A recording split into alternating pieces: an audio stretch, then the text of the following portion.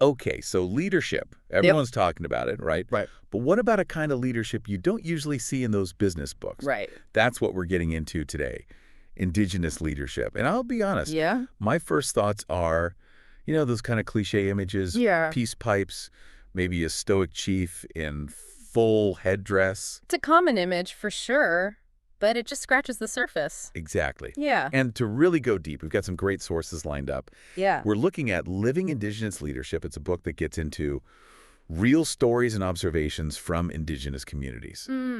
Sounds fascinating. And then to mix it up, we're also going to pull from the SAGE Handbook of Leadership, Okay. specifically a chapter called Indigenous Leadership as a Conscious Adaptive System. That one's a bit more theoretical. Interesting. So we've got like a real world view and then some theory to connect it all together. I like it. Right. It's super interesting. So we were talking about ideas that are like rooted in tradition, but also adaptable. Mm-hmm. You ready to jump in? Absolutely. Let's dive in. Okay, so when we talk about Indigenous leadership, where do we even begin? Well, a good place to start is with the land itself. See, in many indigenous cultures, leadership isn't about holding a title or a specific position. It's way more about this deep connection to the land and to ancestry.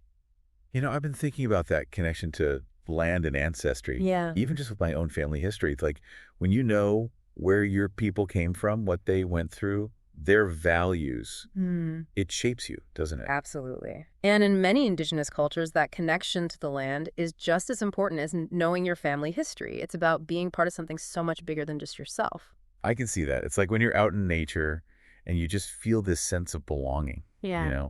a sense of peace. Exactly. And that's grounding, right? Totally And right. that grounding, it brings a sense of responsibility, a long-term vision. It's like that 7 generations principle, right? Hmm. Where decisions made today consider their impact 7 generations into the future.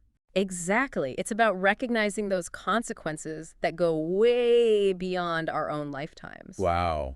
That's a powerful way to look at it. So it's like expanding your circle of consideration, not just your immediate family or even your own needs, but generations to come. And that right there highlights a key difference between many indigenous and Western leadership styles.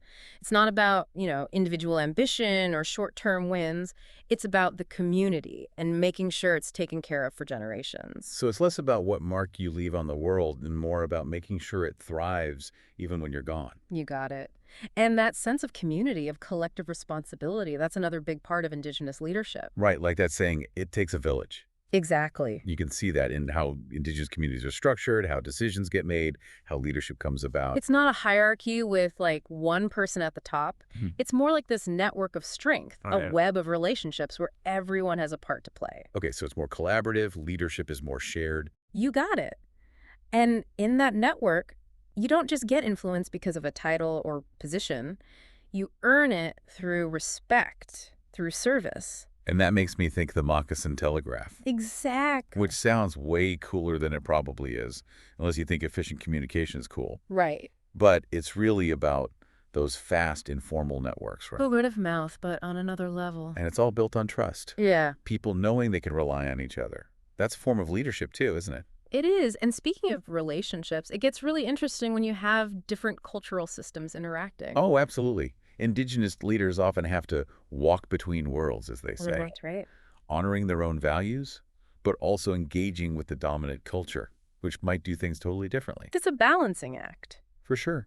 It makes you think about the tension between what they call Indian country and mainstream society. Yeah. Those differences in values, governance, even how the world should work. It's a lot to navigate. It is. And this is where I think the concept of cultural match comes in, right? Absolutely. And that's where things get really interesting for a lot of people. How so? Well, it challenges the idea that there's only one way to lead, Okay. one right way. There's this project, the Harvard Project. They've been studying indigenous leadership for a long time. And they found that trying to force a one-size-fits-all approach just doesn't work. Well, yeah. Different communities have different histories, values, ways of doing things. Trying to force them into the same mold Exactly. is not going to work. Yeah. So instead of imposing these outside models, it's more about understanding each community and supporting leadership that makes sense for them. Precisely. So if there isn't one right way to lead, what are some things that we see in Indigenous leadership, no matter the culture? So if there isn't one right way to lead, What are some things that we see in Indigenous leadership, no matter the culture? Well, one thing you see a lot of is this emphasis on interconnection, like understanding how everything's related, how we're all connected, part of this web of life, you know? Mm-hmm. And the role of women is huge. Oh, for sure. It's great to finally be looking at leadership that doesn't just default to a very male-dominated structure. Yeah, and it's not just about having women in charge. It's about recognizing their strengths, Right. the different perspective they bring. Really Like, great. there's a focus on building consensus, persuasion over force, nurturing those relationships. It really makes you realize how limited those like typical leadership models can be. Mm-hmm. It's like we've been looking at this small box Yeah. when there's this whole world of different ways to lead. And speaking of that, one of the coolest things I've come across in Indigenous cultures is this idea of embodied concepts. Embodied concepts. Okay, break that down for me. So it's like this. The mind, body, and spirit. Yeah. They're not separate. They're all woven together. Okay. They're all part of who you are and how you lead. So it's not just about like what's in your head. It's about how you are in the world, how you treat people. Exactly. Bringing your full self to the table, your heart, your gut, all of it. And that actually makes you a better leader. I love that. So often we're told to do the opposite. Like leave your personal life at home, be this like robot at work. It's true. But Indigenous leadership says, no, your humanity, that's a good thing. It's what helps you connect, build trust. It's like those leaders who just have this presence about them. Yeah. It's not that they're the loudest, but you listen when they talk. It's authentic. Yeah. You can just tell they're genuine. And a lot of that comes from this deep connection to their own culture, their stories. Speaking of stories, Yeah. we have to talk about that Right. because it's more than just entertainment, isn't it? Way more. It's woven into everything. Mm. Storytelling is how they pass down knowledge, keep traditions alive, stay connected to their history, to each other. It's like when you hear a song Mm-hmm. or read a book and it just stays with you. Yeah. It's not just information. You're really feeling it. And that's the thing about Indigenous storytelling. It's not just facts. It's about wisdom, values, a whole way of looking at the world. So it's about keeping those traditions alive, Yeah. not as something from the past, but as part of the present. Exactly. And it's not just about the stories that are told. It's also about the silences, Oh, wow. The silences. What do you mean? Well, sometimes what's not said can be just as powerful as what is. That is interesting. So what can we learn from that, from the silences? Well, it reminds us to listen. Okay. That listening is just as important as talking, maybe even more so. It's about creating space for other voices, other stories. So it's like leadership isn't always about having the answers. Right. It's about being open to what other people have to say. Exactly. And being comfortable not knowing everything. Mm-hmm. Being comfortable for a little quiet sometimes. Yes. And in those moments, those quiet moments, that's often where the best insights come from. I can see that. When I just push to fill the silence, I miss those aha moments. It's true. That kind of listening, it's important for everything, not just leadership. Yeah. For real relationships, creating a world where people feel heard. And when those voices who haven't been heard, DO, start to speak up, that's where we see the power of story. Yeah. The power of tradition, especially in Indigenous communities, fueling these incredible acts of activism, of resilience. It's like it takes so much strength to hold on to your traditions, your values, when there's all this pressure to conform, Yeah, it really does. And you see that resilience playing out in so many ways. Oh, yeah.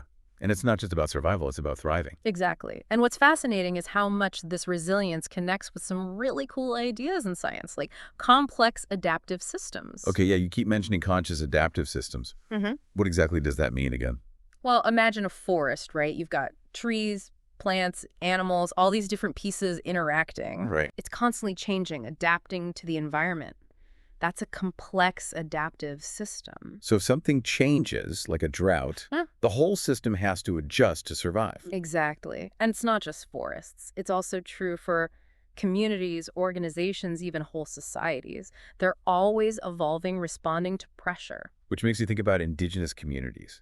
I mean, they've faced so much change over the years, colonization, forced assimilation, Absolutely. not to mention all the environmental challenges. It's a lot to navigate. They've had to become incredibly adaptable just to keep going. Exactly. And that's why understanding Indigenous leadership is so important today. We're in a world that's changing faster than ever, right? Oh, for sure. Climate change, globalization. And we need leaders who can handle that, who can guide us through all of it in a way that's good for everyone. So it's not just about reacting to change, but about understanding how it all connects. Yes, like that butterfly effect idea. Yep. Even small actions can have huge consequences. It reminds me of that proverb. We don't inherit the earth from our ancestors. We borrow it from our children. Exactly. Such a powerful message. We have to make choices that are good for future generations. Absolutely. That sense of responsibility, that awareness of our connection to everything, that's what Indigenous leadership is all about.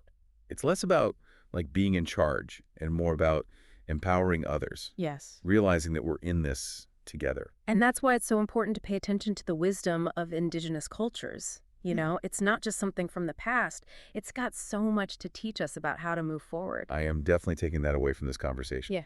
It's not just about skills or techniques. Right. It's a way of looking at the world, at ourselves, at how we treat each other, how we treat the planet. It's about respect, balance, and knowing we're all part of something bigger. Exactly. And maybe if we can open ourselves up to these different ways of seeing things, different ways of leading, we can create a better future. I think so too. People are hungry for a different kind of leadership, you know? Mm-hmm. One that's about integrity, compassion, connection. Those leaders are out there making a difference. They are quietly working away all over the world. And that's a good thought to end on, don't you think? It's not about saying any one culture has all the answers. Right. It's about listening to each other, learning from each other, finding inspiration wherever we can. I love that. Oh, yeah. Well, thank you so much for taking this deep dive with me. This has been amazing. And to everyone listening, I hope you'll keep thinking about these ideas, asking questions, and maybe even find ways to bring a little more of that Indigenous wisdom into your own life.